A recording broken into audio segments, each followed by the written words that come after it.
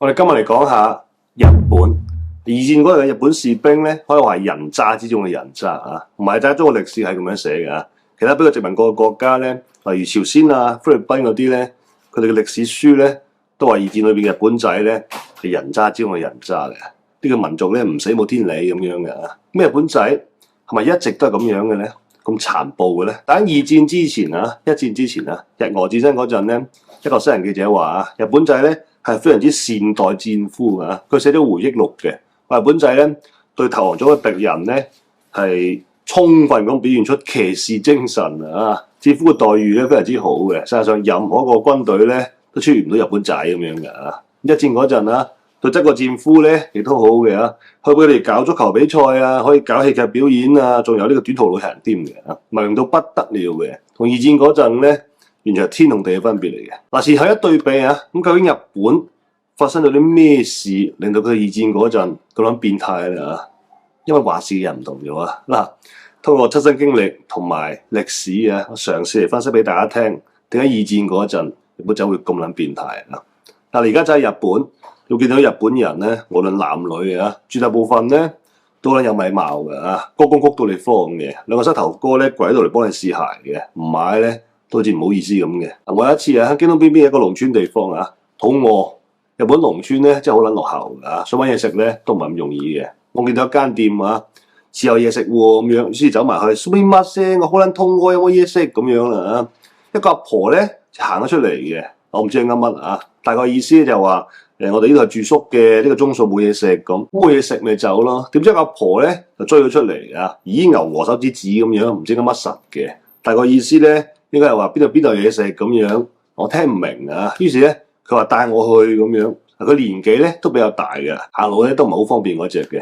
仲着住對屐喎，但係咧都仲快步咁嚟行，可能驚我肚餓啦啊！咁啊轉咗2-3分鐘咧，帶我去嗰間有嘢食嘅鋪頭，嗰刻咧係幾感動下嘅，令到我對日本嘅觀感咧提升咗幾個 level 嘅。亦都有一次啊，喺包道嘅小專啊，咁啊肚餓，行咗入間拉麵檔嘅，得個老闆娘一個人喺度嘅啫，一個阿姨嚟嘅，一入到去乜實歡迎光臨啊，而拉蘇乜些啊，乜實都唔講嘅，望住佢嗨口嗨面嘅，全程都嗨口嗨面嘅。食到周身都唔舒服嘅，即時講日本咧一碌神咁樣嘅，所以人咧係好重要嘅，友善助人同嗨口嗨面兩個世界。嗱，喺19世紀早期啊，日本咧仲係一個相當之落後嘅地方嚟嘅，話與世隔絕咧都差唔多噶啦嚇。喺1853年，一支美國海軍咧就去東京威脅日本啊，如果唔開放貿易，送女出嚟啊，我哋就打殘日本，打殘東京咁樣，對冧你嘅天和。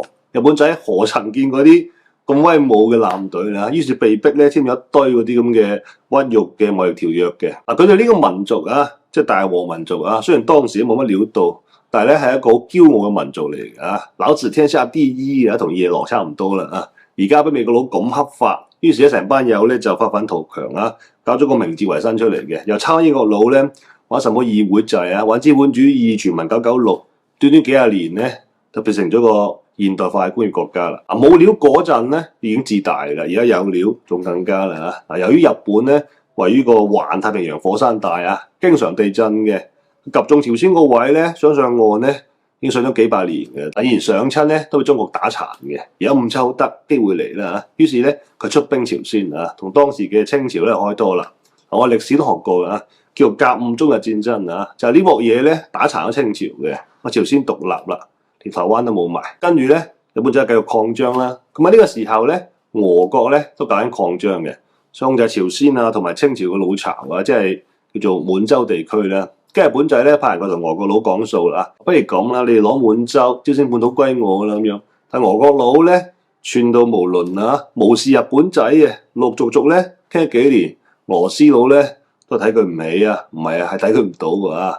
咁傾唔掂，咪開拖咯，於是咧就日俄戰爭啦，即係全世界咧都唔睇好日本仔嘅，邊個抽得個人高馬大俄羅斯佬啊咁樣，俄羅斯妹可能得咁樣，係最尾啊，跟住咩日本仔咧抽贏咗嘅，咪簽咗一堆協議翻嚟啊，所有鼻血都流埋。跟住咧去到一戰啦，我同日本咧都係戰勝國嘅，咁去凡爾賽講數啦，我哋又唔講啦，屈辱嚟㗎。日本仔咧衰好過你好多啊，攞咗德國佬喺山東啊同埋亞洲嘅啲地方嘅，但佢哋認為啊自己唔應該攞咁少嘅。而當時嗰堆西人咧，就冇英國佬啊、法國佬啊、俄國佬啊、美國佬嗰堆咧，依然仲係睇唔起日本仔嘅。當然西人咧提咗要建立一個國際聯盟啊，同埋秩序咁樣嘅。日本仔咧提出咗一個種族平等條款嘅，因為西人咧平等對待所有國家，唔分種族咁樣嘅。但西人咧拒絕咗嘅，分贓又唔勻，要求種族平等咧又俾人無視啊！日本仔咧就開始怨恨啲西人啦。嗰幾年啦，西人咧又搞一個叫做華盛頓海軍條約嘅嘢出嚟嘅，而係對日本仔咧唔多公平㗎。咁冇幾耐咧，美國佬咧又出咗個移民法案啊，禁止日本啊同其他亞洲國家嘅人咧移民過去嘅。明睇亞洲人唔起啦嚇，日本仔咧覺得係呢個恥辱嚟嘅、屈辱嚟嘅。咁當時日本首相咧係親西人嘅，居然同意咧簽呢個華盛頓海軍條約㗎。咁軍方啊同埋啲偏激嘅民族主義者就認為你老味咁做係喪權辱國嘅喎，於是咧喺1921年啊派人暗殺咗佢嘅。從嗰陣開始咧，日本國內嘅政治咧就係動盪啊，20年咧換咗20個政府嘅。文官話事嘅民主政府咧，就開始向呢個武官話事嘅獨裁政府咧轉型啦。嗱，喺1889年啦，明治維新嗰個年代咧，日本仔咧已經玩選舉啦，最富有嗰2% 嘅人咧，男人啊有資格投票嘅，選眾議院咁樣㗎。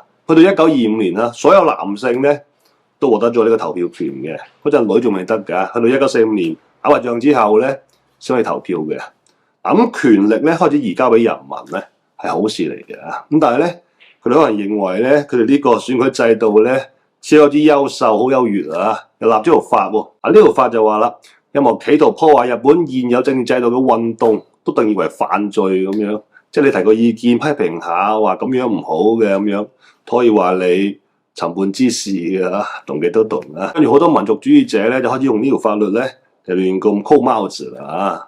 真正支持社會進步嘅民主自由嗰堆咧，全部變咗晒反動派啊！冇人敢出聲。去到20年代尾啊，全球經濟大蕭條嘅，日本經濟產出咧跌咗18% 嘅，仲衰過西人世界啊！嗰啲主流嘅政黨咧，俾人笑到媽都唔認得㗎。啲民族主義同軍國主義咧就抬頭啦。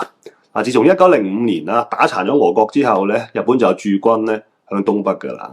呢支部隊咧可以話已經唔受東京政府咧控制㗎啦，係一堆軍國主義分子咧控制㗎。佢哋策劃暗殺張作霖啊！東京政府咧係冇授權嘅。張作霖死咗之後啊，咁國民政府嘅投訴啊，佢係小佢老母咁樣嘅。但當時日本首相咧都承認係軍隊嘅責任嚟嘅，要捉呢啲人翻嚟咧起訴咁樣嘅。但軍隊咧就強烈反對啊！咁最尾咧首相落咗台。去到1931年9·18事變啦，呢班冚家拎開始正式侵華啦。東京政府咧一開始咧係阻止佢哋㗎。如果你到尾冇咁搞啦，一晚搞唔好嘅話咧，朝鮮都要嘔翻出嚟啊咁樣。但關東軍啲人咧同東京政府講啊，我哋有信心啊，你哋要支持我哋咧佔領東北。如果唔支持咧，我哋關東軍咧就宣佈脫離日本獨立咁樣啊。佢哋咧已經準備好份獨立宣言添㗎啦嚇。話為咗快速推進達成目標，關東軍所有人啦有必要暫時放棄呢個日本國籍。東京政府一聽嚟到尾咁即係耍無賴嘅啫。嗱，打咗一排啊，關東軍咧推到去當時所謂滿洲國嘅首都啦，亦即係而家嘅長春啊。跟住咧要求東京政府咧授權佢哋佔領首都，即係佔領長春咁樣嘅。東京政府咧就命令佢哋停止推進啊，撤退咁樣嘅。嗱，軍方同東京政府咧已經係敵對關係咁滯啦。於是軍方咧就搞次政變出嚟嘅。呢個政府咧又收咗檔。嗱，去到1932年啊，新界政府咧又命咗個新首相嘅，好有經驗嘅，好有政治經驗嘅。佢想咧重新控制翻軍隊啊，結束呢個侵華戰爭嘅。跟住咧又俾軍方暗殺埋啊，所以咧從嗰陣開始啊，冇人敢出聲啦。整個日本咧就軍方話事啦，唔係人民話事啊，變成咗一個軍事獨裁政府嘅。全世界都少佢啊，佢索性咧退出咗呢個國際聯盟嘅，同納粹德國結盟。唔受控制、唔受制約嘅部隊咧冚唪唥放飛晒啊！尤其日本仔咧係崇拜武士道嘅，什麼忠誠啊、勇氣啊、榮耀啊，同埋獻身精神啊。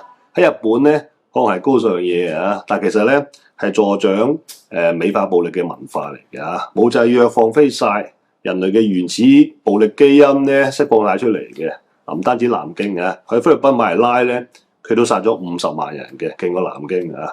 同甲午戰爭啊、日俄戰爭嗰陣咧完全唔同晒啊！嗰陣打仗咧仲有人性，二戰嗰陣咧毫無人性。嗱，你唔好唔信啊！如果部隊咧唔受制約嘅話，有一日啦，即係俾我哋啊打過去東京嗰陣咧，我哋殺得仲暴力啊，唔係開玩笑啊！嗱，乾隆嗰陣啦，滿漢聯軍西征呢個準國議啊，中國好撚大啊，一個國家嚟嘅啊，殺到佢變撚咗族嘅。日本仔見到呢啲廿咩爹嘅。軍隊咧係最重要嘅。而家咧就話最可愛的人咧，你睇下90年代嗰陣啊，嗰啲咁嘅風氣啊，嗰啲軍牌咧橫衝直撞嘅，咩都做得出嘅嗰陣晚有啊。所以全世界咧都係要謹防呢個軍國主義復辟咁樣，要制裁啲軍事獨裁人嘅。7大軍區咧變5大戰區嘅，因為呢班友咧，如果突然之間諗壞腦咧，核大冧鑊啊！今日咁先，下次見，拜拜。